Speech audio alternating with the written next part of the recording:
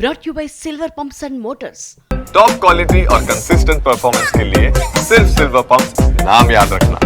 కవిత లేఖపై కాంగ్రెస్ నేత జగ్గారెడ్డి సంచలన వ్యాఖ్యలు చేశారు. డిప్రెషన్లో తొందరపడి కవిత లేఖ విడుదల చేశారన్నారు. కేసీఆర్ను దేవుడు అంటూనే కొంప ముంచుతున్నారన్నారు. తండ్రి మీద కవిత దండయాత్ర చేస్తున్నారన్నారు జగ్గారెడ్డి.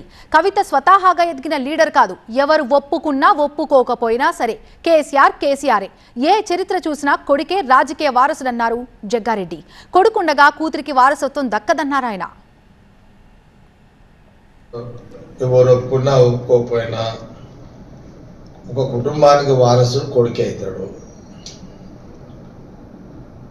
ఏ చరిత్రలో కూడా కూతురు వారసురాలు అన్నట్టు ఎక్కడ కూడా ఏ చరిత్ర కూడా లేదు. ఏ చరిత్రలో తీసుకున్నా కొడుకు లేని పరిస్థితిలో కూతురు వారసురాలు అవుతుంది.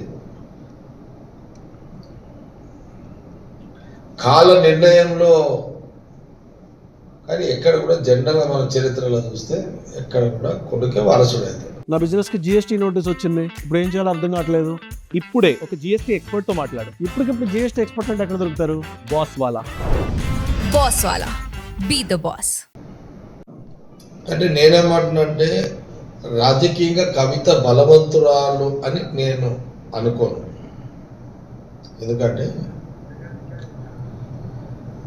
ఓవరాల్గా బీఆర్ఎస్ అంటే కేసీఆర్ అంటేనే బీఆర్ఎస్.